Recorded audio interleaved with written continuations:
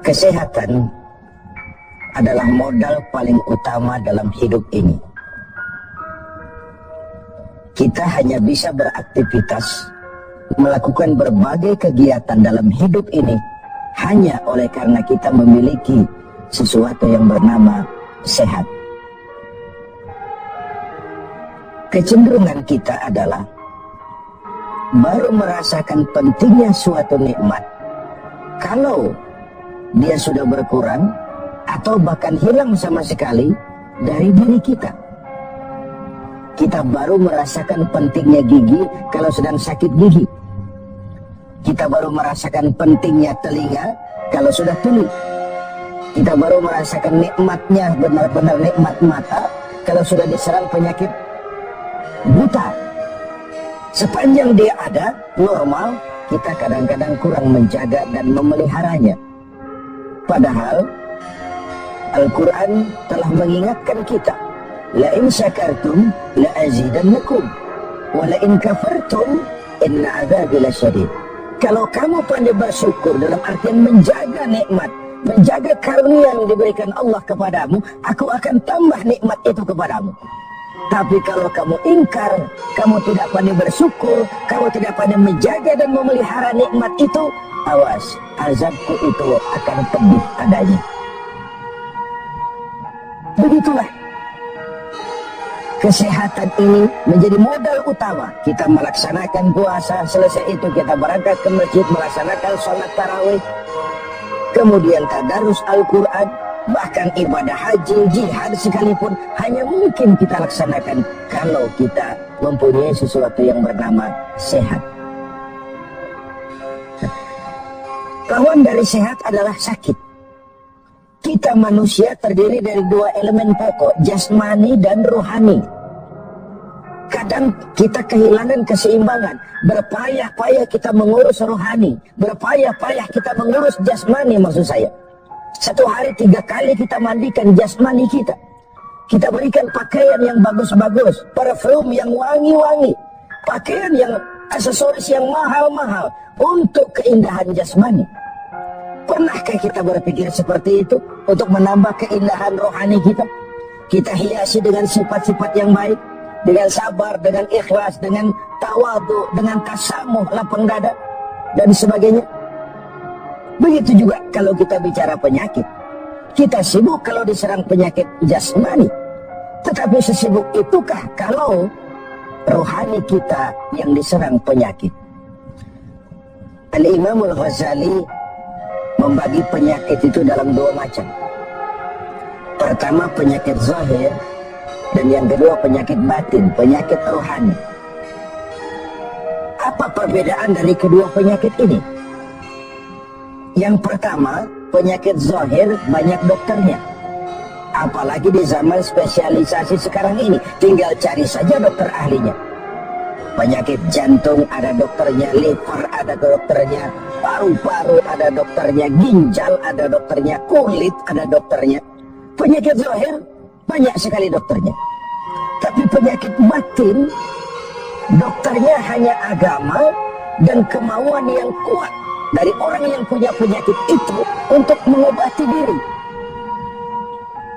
Sulit cari dokter yang bisa mengobati penyakit sombong, cari dokter yang bisa mengobati penyakit kikir, cari dokter yang bisa mengobati penyakit angkuh, sombong, bakhil.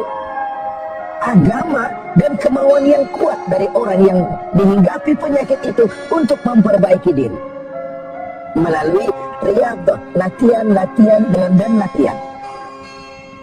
Yang kedua, kata Al-Ghazali, perbedaannya ini aneh. Penyakit zahir yang mempunyai penyakit lebih tahu dari orang lain, sedangkan penyakit batin sering orang lain lebih tahu dari yang punya. Ini aneh. Kita punya penyakit jantung, kita tahu itu penyakit kita dan itu penyakit zahir. Teman kita nggak tahu, datang-datang main kagetin aja, woi, kelepek kita. Kita yang punya penyakit tahu, orang lain nggak tahu. Tapi kalau penyakit batin ini aneh, orang lain sering lebih tahu dari yang punya. Kalau kita sombong, kita sering tidak merasa, kita anggap sikap kita wajar saja. Kalau kita diserang penyakit pelit, kita tidak merasa, kita anggap wajar saja. Kalau kita diserang penyakit hasud, kita anggap wajar saja. Orang lain yang tahu. Karena itu sahabat Umar bin Khattab radhiyallahu an kerap kali kalau berkumpul dengan sahabat seringkali bertanya, kau lihat saya sombong apa tidak? Kau lihat saya pelit apa tidak?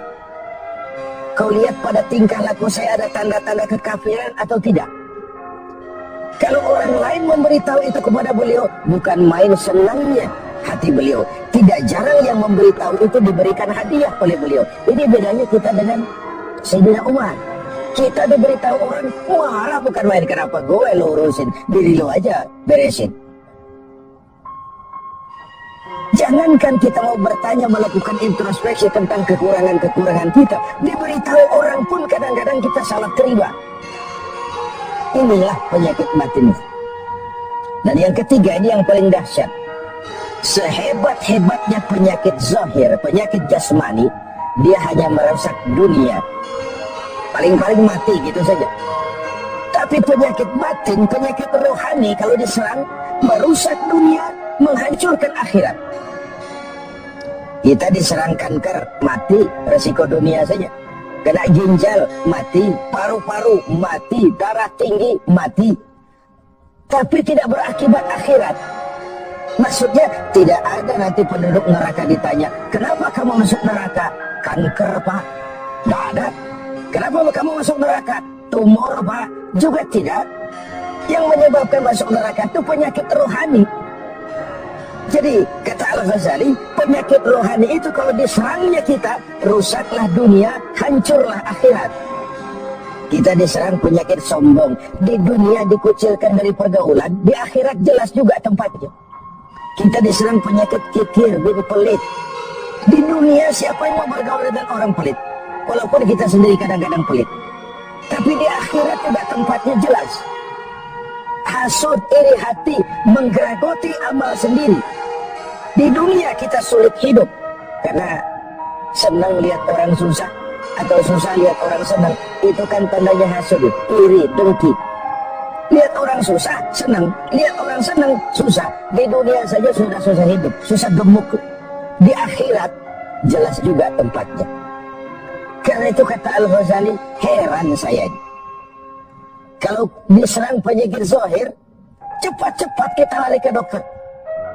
Tidak ada uang, berutang pinjam pun maulah.